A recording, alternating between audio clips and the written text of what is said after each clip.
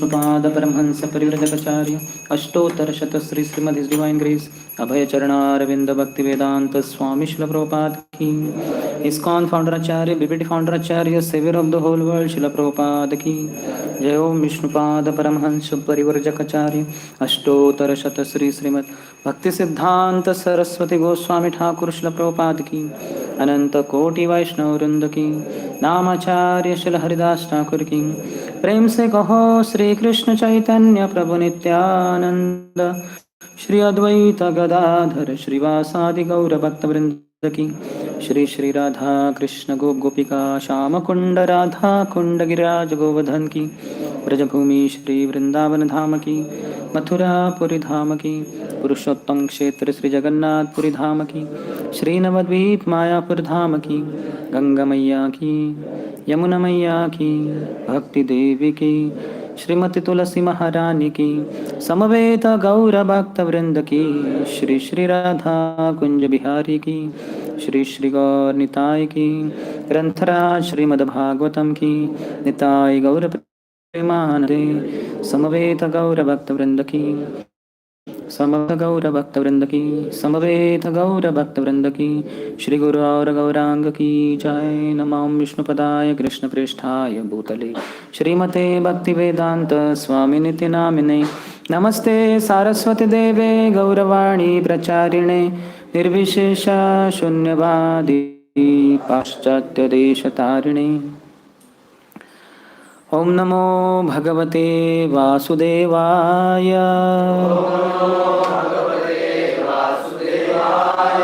ओम नमो भगवते वासुदेवाय ओम नमो भगवते वासुदेवाय।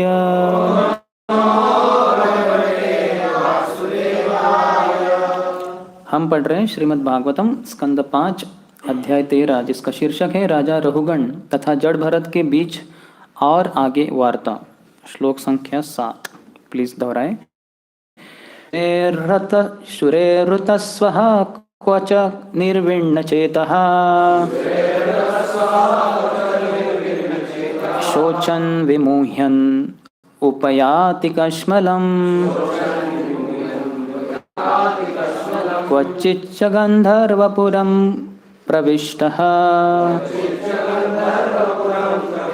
प्रमोदते निर्वृत वन मुहूर्तम् शुरेर्वृतस्वः क्वच निर्विण्ण चेतः शोचन विमुह्यन उपयाति कश्मलम् क्वचिच्च गंधर्वपुरं प्रविष्टः प्रमोदते निर्वृतवन्मुहूर्तम् शुरेर्वृतस्वः क्वच निर्विण्ण चेतः शोचन्य विमुह्यन उपयाति कश्मलम् क्वचिच्च गंधर्वपुरं प्रविष्टः प्रमोदते निर्वृतवन्मुहूर्तम्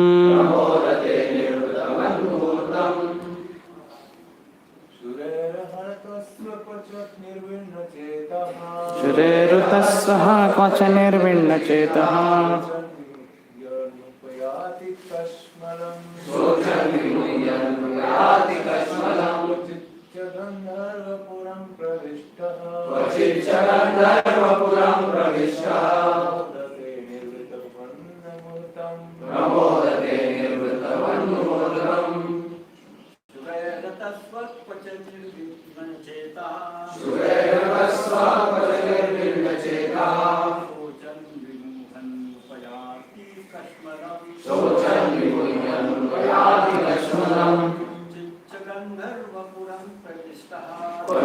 गंधर्वपुरं च प्रमोदते निवृत्तवन्मुहूर्तम् शुरेर्वृतस्वः क्वच निर्विण्ण चेतः शोचन् विमुह्यन् यं कुपयाति कश्मलं क्वचिच्च गन्धर्वपुरं प्रविष्टः प्रमोदते निवृत्तवन्मुहूर्तम्। माताएं,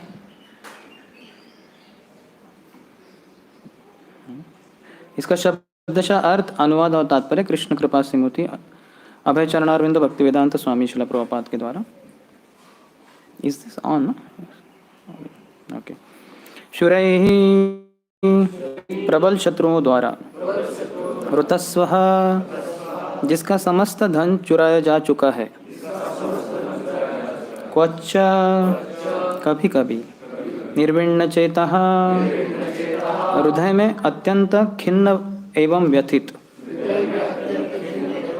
शोचन अत्यधिक पश्चाताप करते हुए, विमुह्यन किंग कर्तव्य विमूढ़ होकर, उपयाति हो जाता है, कश्मलम संज्ञा शून्य, अचेत, क्वचित कभी कभी, च भी, गंधर्वपुरम जंगल में स्थित कपोल कल्पित नगर में, प्रविष्टः प्रवेश हुआ, प्रमोदते आनंद भोगता है, निवृत्तवत् सिद्ध पुरुष के समान, मुहूर्तम केवल क्षण भर के लिए।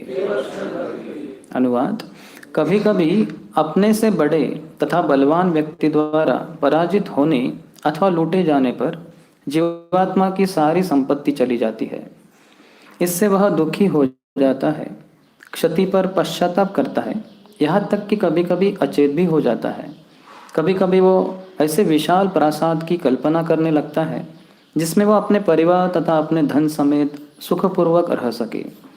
यदि ऐसा हो सके तो वह अपने को अत्यंत संतुष्ट समझता है, किंतु ऐसा तथाकथित सुख क्षणिक होता है। तात्पर्य: इस श्लोक में गंधर्वपुरम अत्यंत महत्वपूर्ण शब्द है। कभी कभी जंगल के बीच बहुत एक बड़ा किला दृष्टिगोचर होने लगता है। इसे ही हवाई किला कहा जाता है।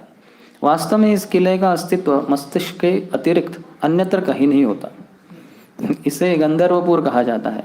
इस संसार रूपी जंगल में बद्धजीव कभी कभी बड़े बड़े किले तथा गगनचुंबी प्रासादों की कल्पना करने में अपनी शक्ति नष्ट करता है और इनमें अपने परिवार सहित सदा के लिए सुखपूर्वक रहने की आशा बांधता है। किंतु प्राकृतिक नियम ऐसा होने नहीं। जब वह ऐसे किलों में प्रवेश करता है तो क्षण भर के लिए अपने को सुखी समझता है, किंतु उसका यह सुख स्थायी नहीं होता। यह सुख कुछ ही वर्ष चल पाता है, क्योंकि मृत्यु के समय उसे यह किला छोड़ना पड़ता है। सांसारिक विनिमय का यही विधान है। विद्यापति ने ऐसे सुख को उस सुख के समान बताया है जो मरुस्थल में पानी की एक बूंद देखकर उत्पन्न होता है। मरुस्थल सूर्य के प्रखर ताप से गर्म हो जाता है, अतः यदि हम मरुस्थल के ताप को घटाना चाहें तो करोड़ों गैलन पानी की आवश्यकता पड़ेगी। भला ऐसे में पानी की एक बूंद का क्या प्रभाव हो सकता है? पानी का महत्व तो निश्चय ही है, किंतु एक बूंद जल के मरुस्थल की तपन कम नहीं हो सकती। एक बूंद जल से मरुस्थल की तपन कम नहीं हो सकती। इस संसार का प्रत्येक व्यक्ति महत्वाकांक्षी है, किंतु तपन अत्यंत झुलसाने वाली है। ऐसे में काल्पनिक दवाई किले से क्या काम चलेगा? इसलिए श्रील विद्यापति ने गाया है, तातल सैकते वारी बिंदु सम सुतमित रमणी समाजे। गृहस्थ जीवन, मित्रों तथा समाज के सुख की तुलना जलते हुए रेगिस्तान में पानी की बूंद से की गई है। यह समूचा संसार सुख प्राप्त करने के प्रयास में लगा है, क्योंकि सुख जीव का जन्मसिद्ध अधिकार है। दुर्भाग्यवश इस संसार के संपर्क में आकर जीवात्मा अपने अस्तित्व के लिए केवल संघर्ष करता है। यदि कुछ काल के लिए वह सुखी हो भी जाता है तो उसका कोई प्रबल शत्रु उसका सर्वस्व लूट लेता है। ऐसे अनेक उदाहरण हैं जिनमें बड़े बड़े व्यापारी सहसा दिवालिये बन जाते हैं। तो भी इस संसार की प्रकृति ऐसी है कि मूढ़ लोग इसके प्रति आकृष्ट होकर आत्म साक्षात्कार के वास्तविक लक्ष्य को भूल जाते हैं। ॐ अज्ञानतिमिरन्धस्य ज्ञानाञ्जनशलाकया चक्षुरोन्मिलितं येन तस्मै श्रीगुरवे नमः। श्रीचैतन्यमनोभीष्टं स्थापितं येन भूतले स्वयं रूपः कदाहं ददाति स्वपदान्तिकं। वन्देऽहं श्रीगुरोः श्रीयुतपदकमलं श्रीगुरून् वैष्णवांश्च श्रीरूपं साग्रजाता सहगणा रघुनाथान्वितं तं सजीवं साद्वैतं सावधूतं परिजनसहितं कृष्णचैतन्यदेवं श्रीराधा कृष्णपादान् सहगणा ललिता श्रीविशाखान्वितांश्च नमो महावदन्याय कृष्णप्रेमप्रदायते कृष्णाय कृष्णचैतन्य नाम्ने गौषे नमः। हे कृष्णा करुणा सिंधु दीनबंधु जगत्पते गोपेश गोपिका कांत राधात नमोस्तुते। तप्त कांचन गौरांगी राधे वृंदावनेश्वरी भानुसुते देवी प्रणमामि हरिप्रिये। वाञ्छाकल्पतरुभ्यश्च कृपा सिन्धुभ्य एव च पतितानां पावनेभ्यो वैष्णवेभ्यो नमो नमः। जय श्री कृष्ण चैतन्य प्रभु नित्यानंद श्री अद्वैत गदाधर श्रीवास आदि गौरभक्तवृंद।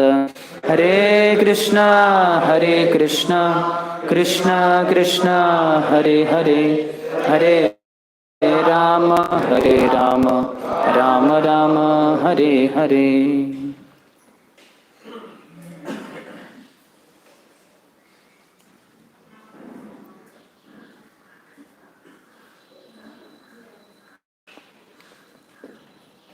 हरे कृष्णा।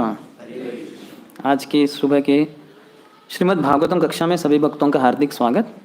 हम चर्चा कर रहे हैं 5वें स्कंद से, जिसमें राजा रघुगण और जड़ भरत के बीच में आगे चल रही है।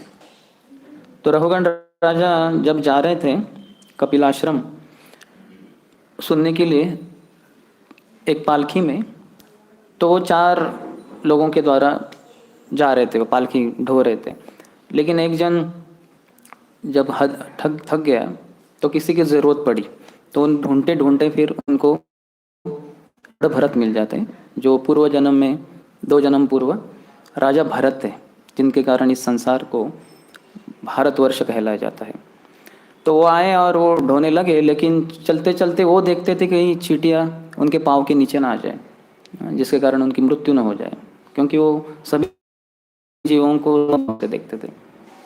तो इसके कारण राजा बहुत व्यथित हो गया कि कौन है, ऐसे कैसे चल रहा है ये पालकी, इसमें थोड़ा गड़बड़ हो रहा है। तो बाकी सिपाहियों की ये है व्यक्ति है, नया व्यक्ति, थोड़ी ज़रा ठीक से करो। फिर से चल गए आगे, फिर से कोई समस्या। तो इस बार राजा बहुत क्रोधित होकर उनको बहुत डांटते हैं कि आप क्या समझते हैं, ये वो, मैं राजा हूँ, आप मेरे सेवक हो। तो फिर जड़ भरत जो पूरे जीवन भर मौन व्रत रखे थे, किसी से एक बात नहीं की थी, जन्म से लेके अभी तक, कितना बड़ा तपस्या है।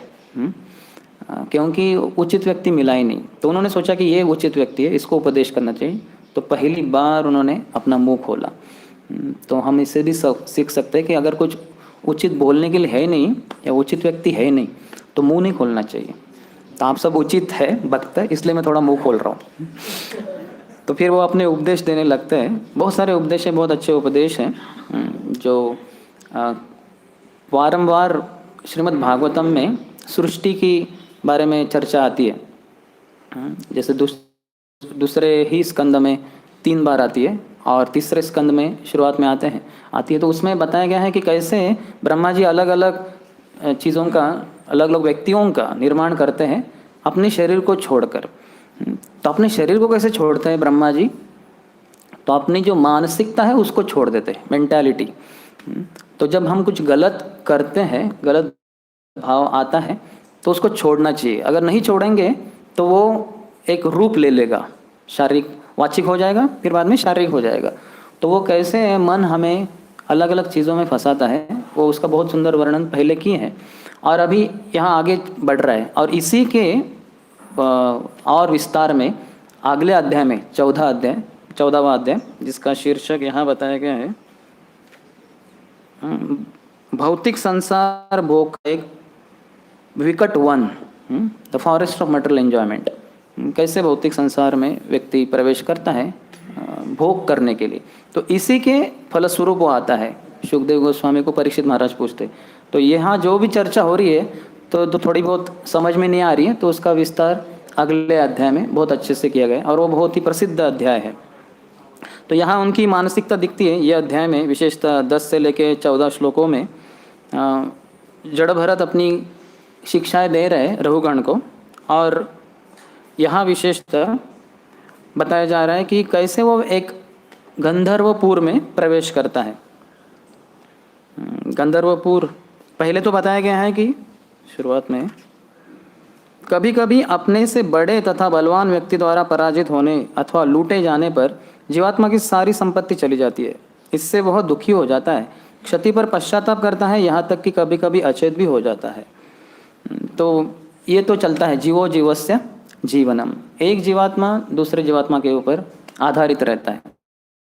लेकिन नैसर्गिक चक्र है जो भगवान के द्वारा सम्मत है, लेकिन आदमी जो है विशेषतः मानव, वो अब इस मर्यादा को आगे उल्लंघन करके जाता है और दूसरों का शोषण करता है। तो इसलिए श्रील भक्ति सिद्धांत सरस्वती ठाकुर कहते थे कि ये संसार में कितने संप्रदाय हैं? 5 है, 4 नहीं। तो 4 तो हम सब जानते हैं। डिवाइस में शुरुआत में ही जैसे इस्कॉन का बच्चा बच्चा बच्ची बच्ची जानते होंगे शायद, श्री संप्रदाय, कुमार संप्रदाय, रुद्र संप्रदाय और ब्रह्म संप्रदाय। लेकिन 5वां है वंचक वंचित संप्रदाय, जो फंसाने वालों और फंसाए जाने वालों का संप्रदाय। कुछ लोग फंसाए जाना चाहते हैं, तो इसलिए कुछ फंसाने वाले भी होते हैं, तो वो शोषण करते हैं उनका, गलत उनको ढंग से प्रचार करते हैं। तो ये संसार वैसे ही चलता है, आध्यात्मिक जो मार्गदर्शन है उसमें भी ऐसे चलता है। और इस संप्रदाय में सबसे अधिक लोग हैं। ये बड़े आश्चर्य की बात है, क्योंकि कलयुग चल रहा है, तो उस तरह से आश्चर्य भी नहीं है। तो बहुत पूरा संसार प्रायः जो भी अध्यात्म में थोड़ी बहुत रुचि रखते हैं, तो वो ये 5वें संप्रदाय में आते हैं, वंचक वंचित संप्रदाय। तो हम बहुत ऋणी हैं श्रील प्रभुपाद के, जिन्होंने हमें एक बराबर संप्रदाय में लाया है, ब्रह्म माधव संप्रदाय। तो उनके चरणों को पकड़ के रखेंगे तो हम कभी भी गलत रास्ते पे नहीं जाएंगे। तो यहाँ शास्त्रों के द्वारा वही बताया जा रहा है कि कैसे हम गलत भावना रख सकते हैं। तो हालांकि हम आए हैं सही संप्रदाय में, लेकिन हमारा मन शायद भौतिक संसार से पूरी तरह से भक्ति में आया नहीं। इसका हम प्रमाण देख सकते हैं, जब चलता है तो मन पूरा घूमता है पूरे संसार में। शरीर तो आ गया, ब्रह्मांड भ्रमित कोनो भाग्यवान जीव, जो जीवात्मा आया इस शरीर में, इस शरीर को प्रभुपाद की कृपा से आए हैं भक्ति में, लेकिन मन अभी तक वो आया नहीं है। और ये मन के कारण ही एक साधक जो शुद्ध भक्त बनने के लिए बहुत कुछ समस्याओं को झेलता है। ये बड़ा संघर्ष है माया के विरोध में। माया उसको छोड़ेगी नहीं, किसी को भी छोड़ेगी नहीं इतने आसानी से। तो उससे कैसे मुक्त होना है, इसका यहाँ प्रमाण दिया गया, इसके बारे में कुछ बताया गया है। विशेषतः यहाँ ये शोषण चलता है, इसलिए हमें यह समझना आना चाहिए कि किसी भी भौतिकवादी व्यक्ति से जिसका एकमात्र उद्देश्य भोग वृत्ति है, ऐसे व्यक्ति के साथ संभल कर रहना चाहिए, क्योंकि वो शोषण करेगा। मैं एक प्रवचन सुन रहा था परम पूज्य राधानाथ स्वामी महाराज का, तो बता रहे थे एक ऐसे एक तालाब में बहुत सारी मछलियाँ थी, और वहाँ एक स्टार्क यानी एक बड़ा क्या कहते हैं बगुला जैसा एक पंछी था, जिसको खाने की इच्छा थी ये मछलियों को, लेकिन थोड़ा बूढ़ा था बेचारा, वो झपट के उनको पकड़ नहीं पाता था। तो उसने एक युक्ति लड़ाई, तो उसने एक क्रैब, व्हाट यू कॉल, केकड़ा, हाँ, तो केकड़े को बोला उसने कि मैंने सुना है, वो देखा है मैंने, एक फिशरमैन, एक मछुआरा आ रहा है बड़ा जाल लेके थोड़े ही दिनों में, और ये सब मछलियों को वो पकड़ने वाला है। तो इतना ज़ोर से बोला उसने ये केकड़े को कि वो सब मछलियों ने सुना, तो वो बड़ी डर गई, अरे ये बड़ी समस्या है, मछुआरा आएगा हमें पकड़ लेगा, हम मारे जाएंगे पूरे। तो वो आए इसके पास, ये स्टॉर्क, ये बड़े बगुले के पास, और बोले हम कैसे बच सकते हैं, आप थोड़ा बताइए हमें कि इससे कुछ बाहर निकलने का कुछ उपाय है क्या। वो बोले हाँ, पास में ही एक दूसरा एक तालाब है, अच्छा है, तो वहाँ आपको मैं सबको लेके जा सकता हूँ, जितने जनों को हो सकता है मैं बचाने का प्रयास करूँगा, हालांकि मेरी शक्ति कम है लेकिन फिर भी मैं प्रयास करूँगा ज़रूर। तो बोले हाँ हाँ ज़रूर ज़रूर। तो फिर वो आ गया। तो बहुत सारी मछलियों ने उसके मुंह में छलांग लगा दी। कि वो, और फिर वो उड़ के गया बाजू में दूसरे तालाब में, और उधर उसने सब मछलियों को जो मुंह में थी सबको उधर ही खा लिया, और जो उसकी हड्डियाँ थी सब बाहर थूक दी। वैसे वो रोज आता था और बहुत सारी मछलियाँ आती थी उसके मुंह में। तो इस तरह का संसार है। तो भौतिकवादी हर व्यक्ति दूसरे का कैसे शोषण करे इसी बारे में सोचता है ना। ज़्यादा से ज़्यादा तथाकथित जो समन्वय होता है या मैं प्रेम, तथाकथित प्रेम, उसमें क्या होता है, you scratch my back I scratch yours. मैं, क्योंकि मैं अगर सब जगह पे खुजला सकता हूँ मेरे शरीर में जहाँ खुजली होती है, लेकिन पीठ में थोड़ा मुश्किल जाता है खुजलाने में, आराम से नहीं खुजला सकते। तो ठीक है, आप आओ सामने, आप मेरे पेट को खुजलाओ, और वैसे आपके पेट में खुजली होती है तो मैं खुजलाऊंगा। तो इस तरह से हम एक दूसरे का मदद करेंगे। तो इस प्रकार का ये संसार है। तो जब तक व्यक्ति भौतिकवादी संकल्पना रखता है, भोगवृत्ति है, तब तक यही होने वाला है, इससे कोई बच नहीं सकता। लेकिन जो भक्त होते हैं वो एक दूसरे को जो मदद करते हैं वो आध्यात्मिक स्तर पर होते हैं।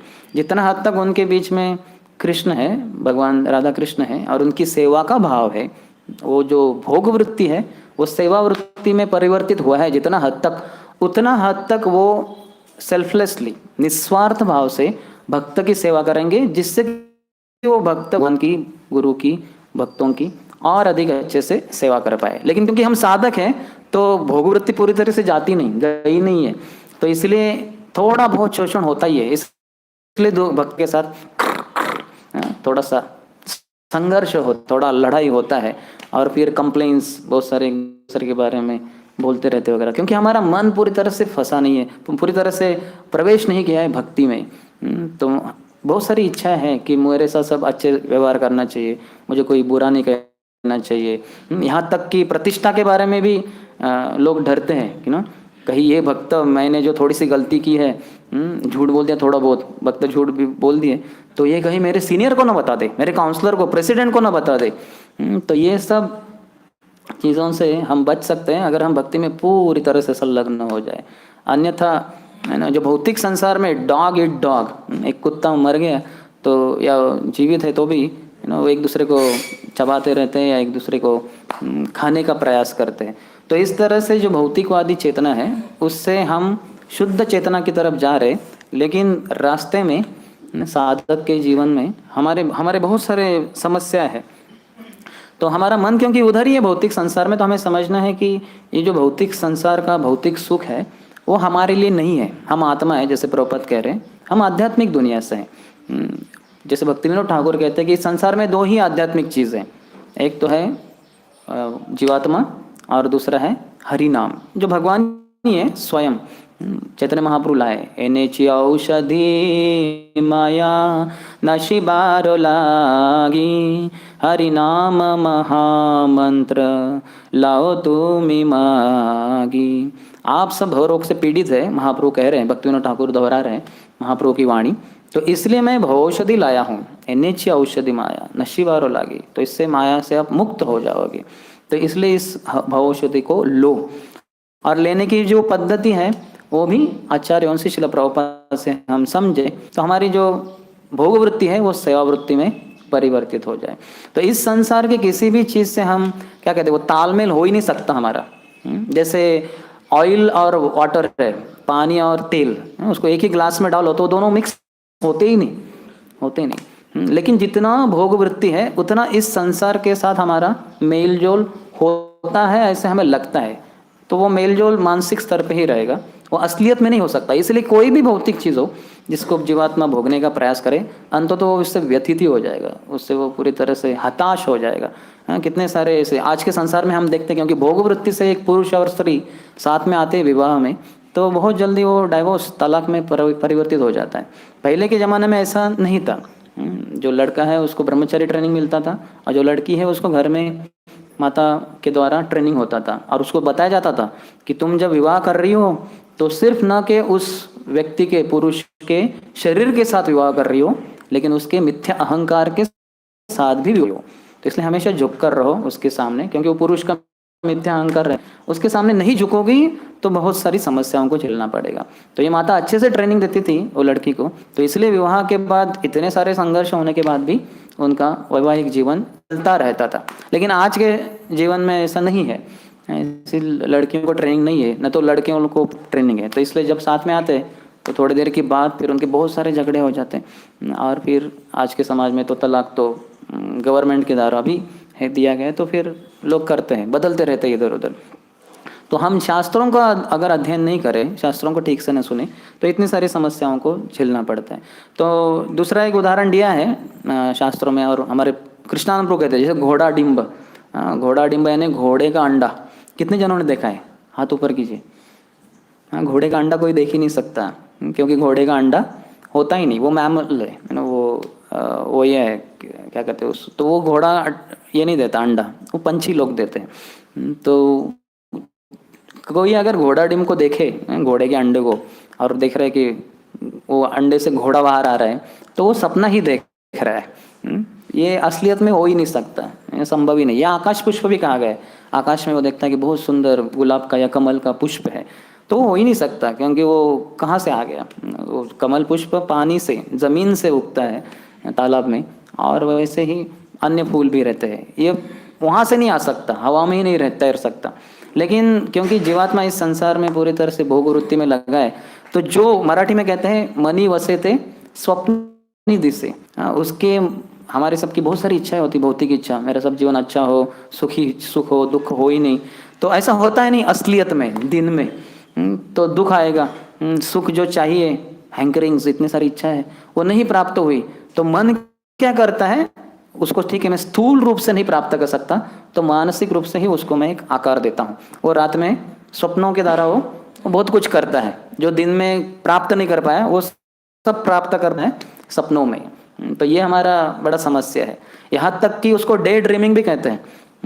अगर इतना सारा ड्रीम्स, इतने सारे सपने, इतनी सारी भौतिक इच्छाएं कि वो दिन में भी उसके बारे में सोचता रहता है। जैसे एक प्रॉपर शायद बताते एक कथा कि एक व्यक्ति, उसके पास गाय थी, उसका दूध लेके जा रहा था मटके में, तो उसने सोचा कि ये जो दूध है उसको मैं अच्छे कीमत में बेचूंगा तो ऐसे प्रॉफिट, नफा मुनाफा हो जाएगा, तो उसके द्वारा फिर मैं और खरीदूंगा, और फिर ऐसे करते करते मैं बहुत अमीर बन जाऊंगा, अपना मेरा खुद का एक महल रहेगा, और अर्थात मैं विवाह करूंगा तो मेरी पत्नी, क्योंकि मैं इतना बड़ा व्यक्ति हूँ, रईस व्यक्ति हूँ, तो मेरी प्रति पूरी तरह से शरणागत रहेगी।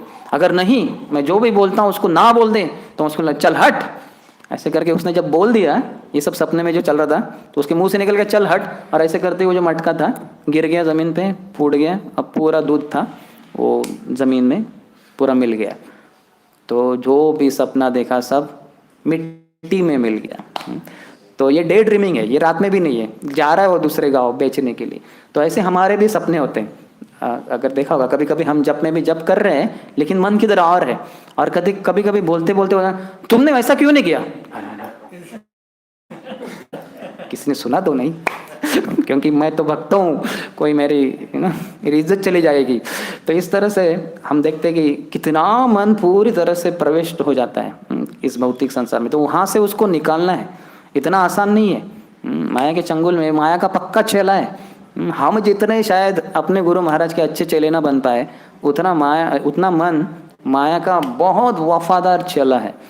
तो उससे बाहर, मन को माया से बाहर निकलना इतना आसान नहीं है। गुरुवाणी को सुनकर और जो भक्त हैं उनके दासों के दास बनकर जब सेवा करेंगे, दिनों दिन, महीनों महीने और सालों साल, हो सकता है जन्मों जन्म, तब जाके ये मन इस संसार से बाहर निकलेगा। जहुरे श्री नंद नंदना अभय चरणारविंदरे। तो ये बड़े प्रेम से बोला गया है ना, मेरे प्यारे मन, भजहु रे मन श्री नंद नंदन। हम गाते भी कितना मधुरता से ना एकदम सब डुलते हैं तो जैसे छोटे बच्चों को बोलते हैं ना, बेटा थोड़ा पढ़ो, थोड़ा पढ़ाई करो, आधा घंटा चॉकलेट दूंगा, तो ऐसा है। लेकिन भक्ति सिद्धांत सरस्वती ठाकुर कहते हैं कि इसको मारो पीटो, जैसे ही उठते हो सुबह सुबह उसको डंडा मारो, उसको जूते से मारो 100 बार, एक बार भी नहीं। सोचिए अगर किसी को थाड़ थाड़ थाड़ थाड़ 100 बार मारेंगे तो क्या हो जाएगा उसकी हालत, है ना। और बोलते शाम को उसको झाड़ू से मारो, और मैं कहता हूँ कि दिन में जो भी मिले उससे मारो, आए बैग से मारो, डंडे से मारो, जो भी मिलता है हाथ में उससे मारते रहो। बेसिकली निग्लेक्ट, दुर्लक्ष्य, यही मन के लिए एक उपाय है, जो प्रभुपाद भी तात्पर्य में छठे अध्याय के 5वें 6ठे जो श्लोक है उसमें बताते हैं, क्योंकि वहाँ ध्यान योग काफी हद तक मन को नियंत्रण करने के ऊपर है, तो इसलिए प्रभुपाद उसी को बताता है कि मन को नियंत्रण करना है तो उसको दुर्लक्ष्य करो। जैसे कभी छोटा बच्चा है हमें चिमटा लेता है ना, करता है, पिंचिंग करता रहता है, अगर उसको ध्यान ऐसा मत करो तो फिर और उसको मजा आता है, अच्छा हुआ, और उसको भड़काता हूँ। लेकिन उसको अगर दुर्लक्ष्य करे, अतः थोड़ा सहन करना पड़ता है, क्योंकि वो तकलीफ तो हो रही है ना, हो सकता है अंदर की पूरी चमड़ी लाल हो गई, थोड़ा खून भी आ सकता है, जो भी है, तो देखिएगा थोड़ी देर 5-10 मिनट, फिर वो चला जाएगा। तो जैसे ये भौतिक संसार का नियम रूल है कि आगमा अपाइनो अनित्य, वैसे मन का भी, भौतिक मन का भी वही स्वभाव है, वो आपको बहुत फुसलाएगा, ये करो ये करो, इसके बिना जीवन में कभी तुम यशस्वी नहीं हो सकते। लेकिन जो उसको दुर्लक्ष्य करे तो फिर वो मन उस विचार को छोड़ देता है, इतना आसानी से नहीं, थोड़े समय के बाद फिर से आएगा, फिर से दुर्लक्ष्य करना है। लेकिन इसीलिए दूसरी तरफ गुरुवाणी होनी चाहिए, ऑलवेज, नहीं, हमेशा जो कृष्ण बोलते हैं, गुरु बोलते हैं या भक्त बोलते हैं, उसको हालते रहेंगे तो माया के लिए समय ही नहीं बचेगा। मैं खींच रही है, और भगवान की भी वाणी है जो हमें कहे चले आ जाओ, भगवान भी पुकार रहे हैं कि आ जाओ, और महात्मा जैसे प्रभुपाद है और अन्य भक्त भी वही बोलते हैं कि आ जाओ आ जाओ। तो एक बुद्धिमान व्यक्ति है वो उसको देखता है, जो भक्त जो बताते हैं वो कैसे ये संसार क्षणिक है, यहाँ का सुख क्षणिक है, ये भक्त जो सुन रहा है भक्तों से वही समझ पाएगा। जैसे अभी कोविड चल रहा है, हाँ, तो इसमें लोगों के मुंह बंद हो गए, अनलिमिटेड टॉक टाइम कर रहे थे, तो भगवान ने फिर मुंह बंद कर दिए काफ़ी हद तक, इतना सारा काफ़ी हद तक कम हो गया, अर्थात बाद में फिर से बढ़ी। लेकिन हम देख सकते हैं कि कैसे बताया गया, जैसे ये कोविड है क्या, आध्यात्मिक आदि भौतिक आदि दैविक क्लेश, जन्म मृत्यु जरा व्याधि, किस में आता है ये दो इसमें आता है। ये आदि भौतिक भी है अन्य जीवात्मा के द्वारा जो वो कोरोना का वायरस है, और दूसरा आदि दैविक भी है, देवताओं की वो योजना है, तो जैसे वो योजना करेंगे तो उस समय में वो आएगा, जैसे शायद आएगा सितंबर में, लेकिन ज़्यादा से ज़्यादा मई तक चलेगा और फिर वापस नहीं आएगा। तो वो ऐसे सब होता है उसका साइकिल, लेकिन वो चला जाने के बाद कुछ और आएगा, यानी महामारी नहीं, लेकिन कुछ ना कुछ तो रहेगा, सर्दी खांसी बुखार। तो इस तरह से संसार में कुछ वो सुख नहीं मिल सकता। तो यही सब दोहराए रहे सभी गुरुजन, प्रभुपाद और सभी आचार्य भक्त इत्यादि। तो हमें सोचना चाहिए कि मुझे आध्यात्मिक धाम जाना है, तो वहाँ जाने के लिए प्रयत्नशील जो है उनके लिए भगवान ने योजना की है। तो यहाँ हम हर जो कार्य कर रहे हैं आध्यात्मिक, तो उसके द्वारा हमारा वहाँ का जो बुकिंग है वो कंफर्म हो रहा है। हम रजिस्ट्रेशन कर रहे हैं, अभी रजिस्ट्रेशन किया है शायद दीक्षा के साथ, लेकिन उसको संभाल के रखना, उसके अनुसार चलना, वो टिकट वगैरह, तभी जाके हम वो बैठना गाड़ी में, अर्थात इस्कॉन वो गाड़ी है, वो हवाई जहाज़ है जिसमें बैठ के हम जाएंगे। गुरु महाराज वो कप्तान है, वो बराबर लेके जाएंगे, लेकिन हमें पहले इसको बोर्डिंग करना है और इसमें ही लगे रहना है, क्योंकि तुरंत नहीं छूटने वाला ये विमान, थोड़ा देर से है, तो लोग इम्पेशेंट हो जाते हैं, धीरज खो बैठते, नहीं चलो बहुत और भी बहुत कुछ चीज़ें करनी है। तो ऐसा बताया गया कि एक व्यक्ति गया था एक आइलैंड में, कैसे तो गिर गया था पानी में, तो कैसे तो एक जगह पे पहुंच गया, एक क्या कहते हैं द्वीप में, तो वहाँ उसको राजा बनाया गया वो लोगों के द्वारा, है ना। तो बहुत खुश हो गया, उसकी जो भी इच्छा थी वो सबको पूर्ति की जा रही थी, तो बड़ा खुश हुआ। लेकिन उसको थोड़ा सा शंका है कि ऐसे कैसे, मैं तो नया हूँ यहाँ और मुझे ऐसे बना दिया। तो उसने एक व्यक्ति को अपने जो पास का था उसको पूछा कि ये क्या है, इतना सर मुझे राजा बनाया वगैरह। वो बोले ये हमारी प्रथा है, हमारा ऐसा चलता है, जो भी आता है ऐसा कोई मिला तो हम उसको राजा बना देते हैं 1 साल के लिए, और 1 साल के बाद उसको चढ़ा देते हैं। बोले चढ़ा दे, तो बोले यहाँ तो बहुत खतरा है, मैं तो आराम से जीवन जी रहा था, लेकिन बलि चढ़ा जाऊंगा, कुछ दिन बचे हैं तो क्या करूँ। उसने क्या किया, क्योंकि राजा ही था तो उसने आदेश देने लग गया। तो अर्थात वो दूसरे बेट उसको क्या कहते हैं द्वीप पे उसको भेज देते थे। तो उसने क्या किया, वहाँ सब कुछ व्यवस्था कर दी, सब लकड़ी वगैरह भेज दिया, एक घर बांध दिया, सब कुछ साधन सामग्री अनाज वगैरह सब कुछ वहाँ सप्लाई कर दिया। और फिर इन्होंने जैसा वो समय आया था तो उसको उस आइलैंड पे जहाँ कुछ था नहीं पहले, वहाँ अकेले के लिए, जैसा उनका नियम था, मारते नहीं थे, उधर भेज देते थे। तो वहाँ जब पहुँच गए तो उधर सब कुछ था, उसने सब कुछ कर लिया था। और फिर उस द्वारा वो रहने जीवन भर आराम से जीवन जिया। तो हम जब इस संसार में जी रहे हैं तो इस संसार के होके नहीं जीना है, और उस संसार में जाने के लिए प्रयत्नशील रहना है। तो हर क्रिया मानसिक रूप से भी और वाचिक शारीरिक रूप से, तो शारीरिक रूप से तो साधक आ जाता है इस्कॉन में, मंदिर में, बहुत सारे तरीके से, लेकिन वाचा वो शुद्ध होनी होगी। जब जितना अधिक सुनेंगे भगवान के बारे में, भक्तों के बारे में, तो उतना वाचा शुद्ध होकर भगवान के बारे में ही बोलेंगे और प्रजल्प से दूर रहेंगे। और उसके बाद जो मन है वो फिर शांत होकर इस भौतिक संसार की सभी चीज़ों से अनासक्त होकर फिर भगवान में भक्ति में लग पाएगा। ये बड़ा समस्या है। हम हर दिन हो देख रहे हैं, हम जब करते समय 2 घंटे कैसे बीतते हैं, जो भी घंटे, 1.25-2 घंटे, मन बहुत भटकता है। एक विचार कभी कभी पूरे 2 घंटे को खा लेता है, या फिर अलग अलग विचार आते रहते हैं। और ऐसे समय नींद भी नहीं आ सकती।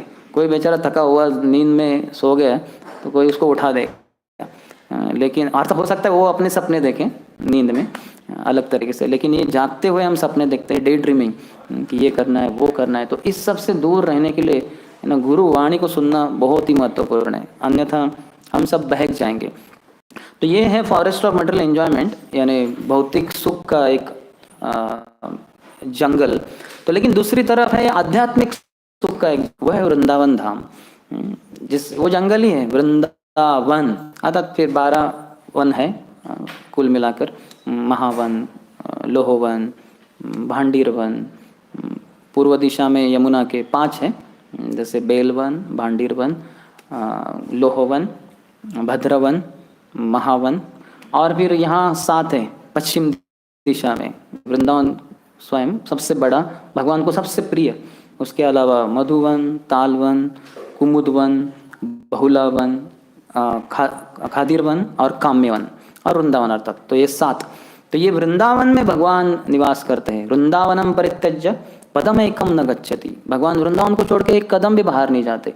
तो ऐसे भगवान जो वृंदावन में हैं, तो वहाँ भगवान के कारण वहाँ ऐसा शोषण वगैरह चलता नहीं। जैसे बहुलावन का पहले नाम बहुलावन नहीं था ऊपरी रूप से, तो वहाँ वो जो गाय थी बहुला, तो उसको एक बार अचानक एक शेर ने उसके सामने आ गया, बोले अभी मैं तुझे खा जाता हूँ, मैं बहुत भूखा हूँ।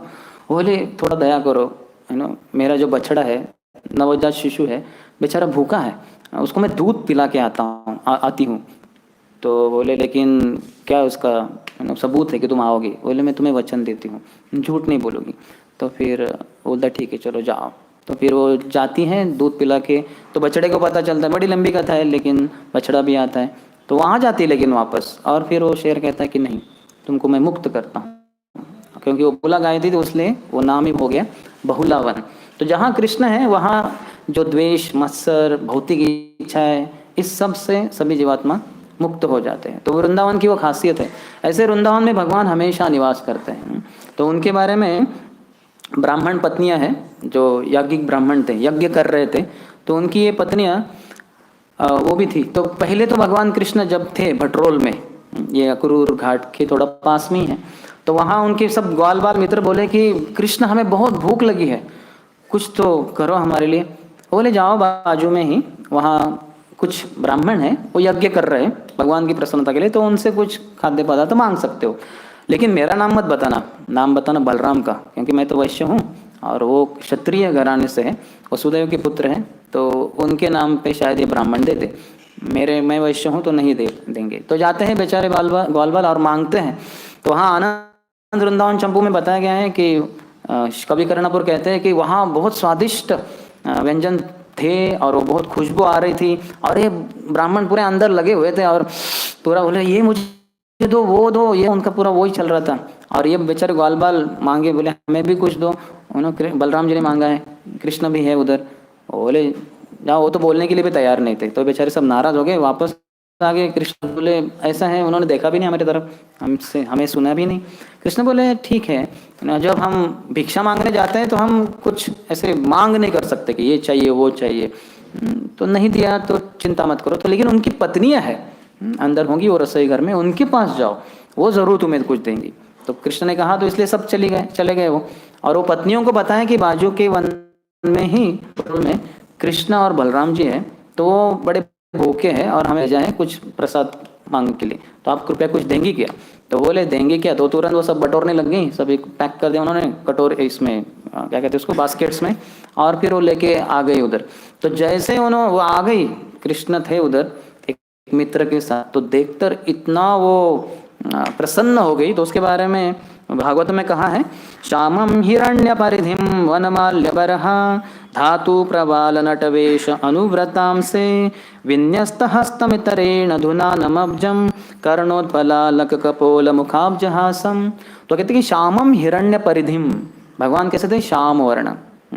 जैसे आजकल मानसून सीजन में, बरसात के सावन के महीने में जो दिखते हैं बादल, तो उस समान उनका वर्ण था। श्यामम हिरण्य परिधिम, उन्होंने जो धोती पहनी थी वो हिरण्य, वो पीले रंग की या सुवर्ण रंग की थी। वनमाल्य बरहा, भगवान वनमाला पहनते, वैजयंती माला भी पहनते। तो वनमाला वन के फूलों से बनती है, वैजयंती माला प्रकार के अलग अलग फूलों से बनती है। तो उस समय उन्होंने जब देखा तो वनमाला पहने हुए थे। धातु प्रवाल नटवेशम, धातु मिनरल्स को क्या कहते हैं? धातु ही अर्थात हिंदी में कोई शब्द होगा। तो मिनरल्स के द्वारा उनको उनके ग्वाल बाल मित्रों ने बहुत अच्छे से सजाया था। माता यशोदा तो बहुत अच्छे से सजा कर ही भेजती थी हमेशा कान्हा को। लेकिन वहाँ जैसे ही पहुँचते थे किसी एक वन में जहाँ गैयों को चरण है, तुरंत उनके मित्र सब वो निकाल देते थे, ये क्या है वगैरह, हमें सिंपल कृष्ण चाहिए एकदम वृंदावन गोप वेश में, क्योंकि वो गोप है सब, ग्वाल बाल है तो गोप वेश में। तो वो अपने तरीके से करते थे। और भगवान जो भी भक्त की इच्छा होती है प्रेम और भक्ति से अर्पण करते हैं, तो भगवान उसको स्वीकार करते हैं। तो धातु प्रवाल नटवेशम, उनका जो सब ये था दर्शन था, वह नटवेशम, वो बहुत ही सुंदर नर्तक के रूप में दिखाई दे रहे थे। अनुव्रताम से, अपना एक बाजू में जो मित्र था उसके विन्यस्त हस्तम, उन्होंने उनके कंधे पे अपना हाथ रखा था, एक विन्यस्त हस्तम इतरेण, और अन्य जो हाथ था धुनानम अब्जम, वो एक पुष्प को, कमल पुष्प को उसको ऐसा घुमा रहे थे, है ना। तो बहुत ही सुंदर वर्णन है कि भगवान एकदम नर्तक के रूप में जैसे, और उसको जैसे पूरे संसार को मैं घुमा रहा हूँ, ये कमल पुष्प क्या बात है। और वो सब जो ब्राह्मण पत्नियां थी वो बहुत ही प्रसन्न हो। कर्णोत्पलालक, उनके कान में लिली के फूल थे। कपोल मुखाब्जहासम, और उनका जो हंसी था बहुत ही सुंदर था, उनकी सौंदर्य को और अधिक बढ़ाने वाला। तो ये देखकर वो बड़ी प्रसन्न हो गई, है ना, कि जैसे जीवन की परिपूर्णता को प्राप्त की, पहली बार भगवान को देख रही है, पहली बार, है ना। और इतनी प्रसन्न हुई। लेकिन इन्होंने पहले ही भगवान के दर्शन कर चुके हैं। कैसे? कानों से, कानों से कर चुके। तो उसके बारे में आगे कहा है, प्रायः श्रुत प्रियतमा उदय कर्णपूरैर यस्मिन् निमग्न मनसस्तमं अथाक्षि रंध्रै प्रवेश्य सुचिरं परिरभ्यतापं प्राज्ञं यथा विमतयो विजुहुर नरेंद्र। प्रायः श्रुत प्रियतमा, अपने प्रियतम के बारे में, कृष्ण के बारे में उन्होंने पहले से सुन चुकी थी, क्योंकि वो थी जहाँ, वहाँ तो कृष्ण इतने पहले आए नहीं थे। लेकिन वहाँ जो वृंदावन की कुछ स्त्रियाँ थी जो फल वगैरह इत्यादि बेचती थी, सब्जियाँ, तो वहाँ आती थी। तो ये जब उनके पास जाती थी तो उनसे श्रवण करती थी कि कृष्ण कितने सुंदर हैं, कैसे चलते हैं, क्या क्या करते हैं। तो इसके कारण इतना आकर्षण वो भगवान के दर्शन के लिए, सेवा के लिए इतनी लालायित थी। तो जिसका जितना आकर्षण होता है उतना भगवान उसके साथ ना आदान प्रदान करते हैं। ये था माम प्रपद्यन्ते, तो इनको ये दर्शन प्राप्त हुए हैं। कर्णपूरे, उनके कान के वो आभूषण ही बन गए थे। भगवान की वाणी जो सुनी थी उसको ही बार बार वो विचार करते थे। और यस्मिन निमग्न मनसम, उनका मन भगवान में प्रवेश कर चुका था पूरी तरह से। यथाक्षी रंध्रे, अभी पहली बार भगवान को देख रहे हैं तो अपने आँखों के ये होल्स, छेद जो है, जो शरीर में 9 छेद है, तो 2 छेदों के द्वारा भगवान को पूरी तरह से उन्होंने अंदर ले लिया आँखों के द्वारा। अपने हृदय में अंतः प्रवेश, हृदय में भगवान को लेकर सुचिरम, बहुत लंबे समय के लिए परिरभ्य, भगवान को आलिंगन की। तो हम बोलेंगे अरे ये तो पत्नियां हैं ब्राह्मणों की, इन्होंने कैसे भगवान को आलिंगन किया? ऊपरी रूप से नहीं है, अंदर हृदय में है, और सभी के पतियों के पति भी भगवान कृष्ण ही है। तो इसलिए सभी कोई आते भगवान से आते, तो उसमें कोई समस्या नहीं है। तापम, जो उनका ताप था ना, भगवान के विरह में शुद्ध भक्तों को ताप होता है, और जो अन्य जीवात्मा है उनको इस संसार की माया के प्रभाव से भी ताप होता है। तो सभी प्रकार के तापित लोग वो पूरी तरह से शांत हो सकते हैं अगर भगवान के बारे में सुने, भगवान के दर्शन करें। तो इस तरह से उन्होंने वो तापम से मुक्त हो गई। प्राज्ञम यथाभिमतयो विजुहुर नरेंद्र।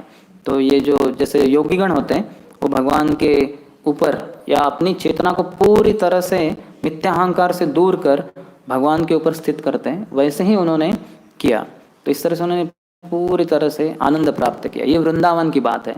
वैसे ही भगवान अपनी मुरली लेकर जाते हैं वृंदावन में, अलग अलग जगह पे भ्रमण करते हैं। उनकी बांसुरी भी 3 प्रकार की होती है, वेणु होती है, फिर मुरली होती है और वंशी होती है। तो इसका भी बहुत विस्तार से वर्णन किया गया है। जैसे वेणु है वो 6 इंच की होती है, उसमें 6 छेद होते हैं। तो फिर मुरली होती है तो वो थोड़ी बड़ी होती है, वो 18 इंच की होती है। और जो वेणु है वंशी है वो 15 इंच की होती है, और उसमें कितने होल्स कैसे भगवान बजाते हैं, अलग अलग उसके भी नाम हैं। तो भगवान इस वेणु को बजाते बजाते वृंदावन में प्रवेश किए। तो उसका ध्यान गोपियाँ कर रही है अपने अपने स्थान पे, क्योंकि वो वेणु वादन सुन रही है। तो उसके बारे में बताया गया है, बर्हापीडम नटवर वपु कर्णयो कर्णिकारम बिभ्रत वासः नककपिशं वैजयन्तीं च मालां रन्ध्रान् वेणोरधर सुदया आपुरयन् गोपवृन्दैर्वृन्दारण्यं स्वपदरमणं प्राविशत् गीतकीर्तिः। तो बहुत सुंदर वर्णन है। वो कह रही है बर्हापीडम, कृष्ण ने एक मयूर पंख को धारण किया अपने सर के ऊपर। एक बार सभी मयूरों ने भगवान के पास आकर निवेदन किया कि आप हमें नचाओ, हम थोड़ा आपके लिए नाचना चाहते हैं, आपकी प्रसन्नता के लिए। तो भगवान बोले क्यों नहीं। तो सब मयूर मोर आ गए सब साथ में। उन्होंने भगवान के बाजू में पूरा एक सर्कल बना दिया, और बीच में कान्हा थे और अपनी वेणु लेकर बजाने लग गए। तो बजाते बजाते ये सब फिर सर्कल में, जैसे हम नृत्य करते हैं सर्कल में, तो ऐसे वो घूमने लगे और अपना ये सब खुला के वगैरह, बहुत प्रसन्न थे वो। तो भगवान जैसे वेणु वादन कर रहे थे, साथ ही साथ वो भी प्रसन्न हो गए, क्योंकि भक्तों की प्रसन्नता के लिए कर रहे, तो वो खुद भी नाचने लग गए। तो मयूर नाच रहे हैं ऐसे सर्कल में, और भगवान बीच में नाच रहे, वेणु वादन भी कर रहे। तो करते करते बहुत समय बीतता जा रहा था, तो धूप चढ़ रही थी, तो सभी जो मयूर थे वो गर्मी के कारण थोड़े छाव में चले गए, और कृष्ण तो डांस करते ही जा रहे, उनको पता ही नहीं आजू बाजू में क्या चल रहा है। तो बलराम ने जाके बाद में पकड़ा कृष्ण को, बोले कृष्ण क्या कर रहे हो तुम, है ना, पता नहीं क्या कितनी धूप चढ़ गई, अभी बहुत हो गया, वो सब प्रसन्न है मयूर वगैरह, अभी हो गया। तो कृष्ण फिर अच्छा ठीक है। तो फिर वो मयूर आगे पास में कि अरे आपने न तो हमें नचाया, आप भी नाचने लगे हमारी प्रसन्नता के लिए, आपका नृत्य तो बहुत ही सुंदर है, तो हमें आपको देने के लिए जब कोई ऐसा परफॉर्मेंस करता है तो फिर उसको कुछ बख्शीश देना होता है, कुछ भेंट देनी होती है। तो हमारे पास तो और कुछ नहीं है, हमारे पंख ही हैं। मयूर उसमें सोने जो अच्छे वाले थे, सबसे अच्छे, वो भगवान के चरण में, तो तुरंत भगवान ने उठा के उसको अपने सर में लगा दिए। तो इस तरह से भगवान अपने भक्तों के लिए कुछ भी करने को तैयार होते हैं। मयूर पंख कितना एक तरीके से देखा जाए तो संसार में कौन मयूर पंख के बारे में सोचेगा, है कि नहीं। इतना कुछ ऐसा ये नहीं, लोग आजकल जो हेयर स्टाइल में क्या क्या करते रहते हैं, थोड़ा ब्रह्मचारी कट के पास में ही आ रहे हो, शिखा वगैरह होती है, लेकिन फिर भी मयूर पंख सर में पहनना लोग काफ़ी बार इतना नहीं सोचेंगे ना। तो लेकिन भगवान इतने गोपवेश में वृंदावन में इतने एक सामान्य बालक के समान अपने भक्तों के प्रेम को स्वीकार करते। नटवर वपु, वो बहुत सुंदर नर्तक है, तो उस वैसे वो खड़े थे। कर्णयो कर्णिकारम, उनके 2 कान हैं जैसे हमारे हैं, तो 2 कान में कर्णिकार है। उन्होंने एक फूल पहना है, नीले रंग का कमल, तो 2 कान में एक, ये कैसे होगा। तो कभी अपने बाएं वाले कान में तो कभी दाहिने वाले कान में, और भगवान जैसे खड़े होते हैं तो उस अनुसार वो कभी इधर या कभी उधर, जिस तरह से गोपियों को पूरी तरह से आकर्षित कर सके। हाँ, एकदम मोस्ट रोमांटिक हीरो। सबसे क्या कहेंगे अभी उसको, समझिए आप सब, रोमांस तो हम सबको पता ही है। हाँ, तो भगवान इतने सुंदर, इतने सुंदर, इसका वो वर्णन करे। बिभ्रत वास, उनके जो धोती है और उनका जो अंग वस्त्र है वो चल रहा है पूरी तरह से। कनक कपिशम, वो पीले रंग का है। वैजयंतीम च माला, इन्होंने जब दर्शन किया है तो वो 5 फूलों वाली वैजयंती माला भगवान पहने हुए। रंध्रान वेणुर, अपने ओठों से इस वेणु के जो होल्स है उसमें अपने अमृत को, अधर सुधया, अमृत को छोड़ रहे कृष्ण के। इनके ओठों का जो रस है कितना मधुर है, हम सबको भी प्राप्त है। क्या कहते हैं उसको, लिप टू लिप किस। वो क्या है, वो है महाप्रसाद। भगवान ने अपने ओठों से उसको स्वीकार कर लिया, फिर बाद में भक्तों के लिए दे देते, तो हम अपने ओठों से स्वीकार करते उसको। तो ये भगवान का हम सबके लिए लिप टू लिप किस है। तो प्रसन्न होना चाहिए। अर्थात वैसे भी महाप्रसाद से प्रसन्न होता ही व्यक्ति, लेकिन थोड़ा ध्यान पूर्वक कि भगवान के अधर सुधा इसमें पूरी तरह से मिश्रित है और वो मुझे यहाँ प्राप्त हो रही है। तो ये बड़ा सौंदर्य है इनका, भगवान का। रंध्रान वेणुर अधर सुदया आपुरयन गोप वृंदेर, तो अपना पूरा अमृत उसमें वो छोड़ रही है। इसलिए गोपियाँ कभी कभी जलन भी करती है, अरे ये वंशी को बना हुआ एक बाम्बू से और अंदर पूरा हॉलो, क्या खोखला है, और है क्या, और उसमें छेद भी है इतने सारे, फिर भी इसको भगवान के अधरामृत का पान हम हर समय मिलता है। तो जैसे वो आता, ये जलन हमारे जैसे जलन वाली नहीं है। तो वेणु का भी बहुत सुंदर वर्णन किया गया है कि जो बाम्बू से वो बनता है, तो सभी जो बाम्बू के पेड़ होते हैं जिनसे वो बना है वो बड़े आनंदित हो कि हमारा कितना सौभाग्य, हमारा वंशज कृष्ण के सेवा में पूरी तरह से लगा हुआ है। यहाँ तक कि यमुना जिसके किनारे ये सब बाम्बू के वृक्ष हैं जो देते, तो वो भी सोचती है कि मेरा जीवन धन्य हो गया, मेरे पानी से ये बाम्बू वृक्ष बढ़ गए और उसके द्वारा ये वंशी बन जाता है। वृंदारण्यम स्वपद रमणम प्राविशद गीत कीर्ति ही, तो गोपवृंदों के द्वारा, भगवान के मित्रों के द्वारा भगवान का गीत कीर्ति, उनके गीत यशोगान का गुणगान होता है जब भगवान प्रवेश करते हैं। स्व रमणम, सब जगह वृंदावन में भगवान के पद स्थापित है। जैसे अक्रूर जी आए थे तो देखा कि पद चिन्ह भगवान के हैं, तो तुरंत धूल में चूके वंदनम के लिए वो आचार्य हैं और उसी के द्वारा उनको भगवान से बहुत प्रेम उत्पन्न होता है। तो इस तरह से ये जो है वृंदावन, इस वृंदावन में हम प्रवेश करना चाहते हैं। यहाँ भी हैं तो लॉकडाउन में शायद जा ना पाए, तो लेकिन मन सब जगह पे जा सकता है कि नहीं, मन सब जगह पे जा सकता है। गोवर्धन, सोचिए गोवर्धन में मानसी गंगा, या हरिदेव मंदिर, या फिर दान घाटी, फिर आगे जाके गोविंद कुंड, फिर आगे धोखादावजी। तो देखिए हम गोवर्धन परिक्रमा कर रहे हैं, फिर आगे नवल कुंड, अप्सरा कुंड, फिर पुचरी का लोटा बाबा, मणिकुंडली गुफा, फिर आगे जाएंगे तो फिर सुरभि कुंड है, फिर सखी स्थली है, फिर आगे जाएंगे फिर से दान घाटी आएगी, फिर आगे जाके दूर से मानसी गंगा का स्थान आएगा, लेकिन और आगे जाएंगे तो उद्धव कुंड आएगा, और आगे जाएंगे तो शिवखोर आएगा, फिर आके राधा गोपीनाथ मंदिर जहाँ भगवान रुके थे कुछ दिनों के लिए, फिर वहाँ रघुनाथ दास गोस्वामी की समाधि, फिर वहाँ से राइट से एंट्री मारेंगे तो जानवा माता जी की बैठक है और सामने राधा कुंड, श्याम कुंड उपस्थित है। फिर वहाँ से निकले तो मुखार, वहाँ से निकलेंगे तो जीवा मंदिर है, फिर और आगे ललिता कुंड है, दाहिने में राधा दामोदर मंदिर है, फिर और बनखंडेश्वर महादेव है, फिर आगे जाएंगे तो राधा विनोद मंदिर है, और आगे जाएंगे तो कंगन कुंड दिखाई देगा फिर से, अर्थात ये तमाल तला है जहाँ महाप्रभु रुके थे। फिर आगे से वहाँ से निकलेंगे तो फिर कुसुम सरोवर आएगा, नारद कुंड आएगा, और मुखार फिर से हम आ जाते हैं वही जहाँ से निकले थे। तो इस तरह से मन में ये शक्ति है कि वो आध्यात्मिक चीज़ों के ऊपर भी ध्यान करे, लेकिन उसके लिए मन शुद्ध होना चाहिए, भौतिक इच्छाओं से दूर होना चाहिए। भौतिक इच्छाएं होंगी तो मन कलुषित हो जाएगा। मलिन हईले मन ना ही कृष्ण स्मरण, मन मलिन है तो कृष्ण का स्मरण नहीं हो सकता। मुँह से कितना भी करें हम हरे कृष्ण कृष्ण कृष्ण हरे हरे, हरे राम राम राम हरे हरे, तो मलिन मन है तो वो भौतिक चेतना में रहेगा। मुँह से निकलने दीजिए हरे कृष्ण मंत्र, लेकिन मन नहीं प्रवेश करेगा। इसलिए भगवान हमारे मन को चाहते हैं। मन मना, मन को मुझे दे दो। सवई मन कृष्ण पदारविंदयोर, अम्बरीश महाराज ने अपने मन को भगवान को दिया, तो मन के गुलाम सब बाकी सेंसेस इंद्रिय है, तो अपने आप सब हो जाता है। तो मन को देने के लिए मन को शुद्ध रखना होगा। मन को शुद्ध तभी रख सकते हैं जब हम गुरु वाणी को अपने जीवन का ध्येय बनाते हैं, कि इसके लिए ही गुरु की जो वाणी है उसके अनुसार मैं ही चलता रहूँगा आजीवन, मृत्यु तक, अंतिम क्षण तक। तो ऐसा है तो फिर मन शुद्ध रहेगा। और फिर भगवान का हरिनाम मुंह से भी नहीं कर रहे दिन में, तो भी मन ही मन वो भगवान का हरिनाम चलता ही रहेगा। इस अर्थ ये नहीं कि हम 16 माला छोड़ दें, 16 माला तो करेंगे ही, और इसके अलावा अन्य चीज़ों में भी जब कर रहे सेवाएं तब भी मुंह से हरिनाम निकलता ही रहेगा। श्रील प्रभुपाद 64 माला रोज करते थे जब अपने गृहस्थ जीवन में थे। कैसे करते थे?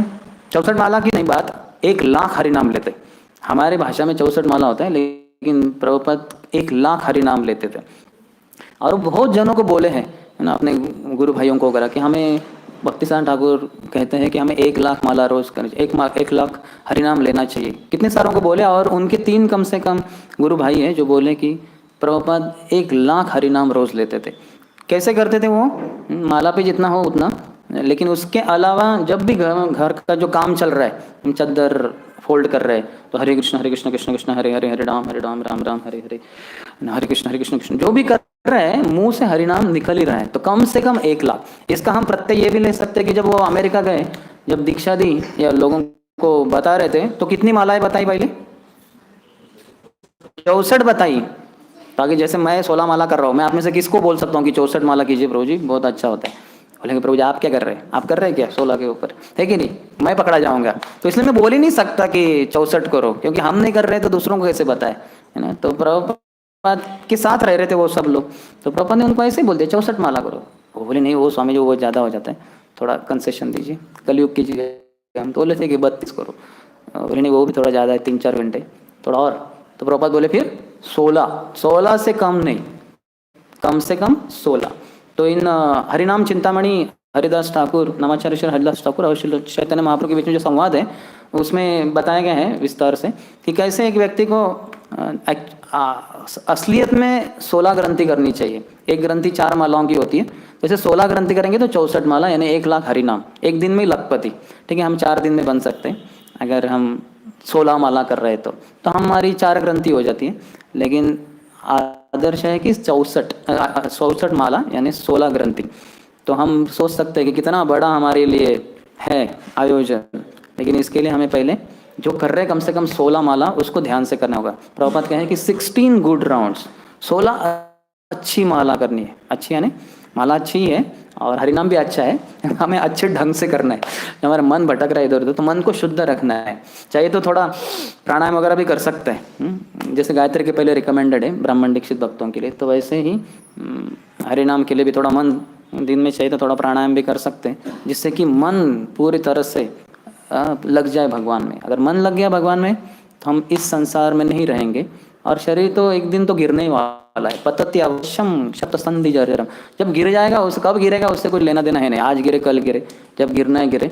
मन तो हमारा भगवत धाम में गोलोक वृंदावन में स्थित रहेगा। शरीर छूट गया तो आत्मा वहाँ पहुँच जाएगी और अपने जो स्वरूप है उसमें भगवान की सेवा जारी रहेगी। बहुत बहुत धन्यवाद। हरे कृष्ण। किसी का कोई प्रश्न?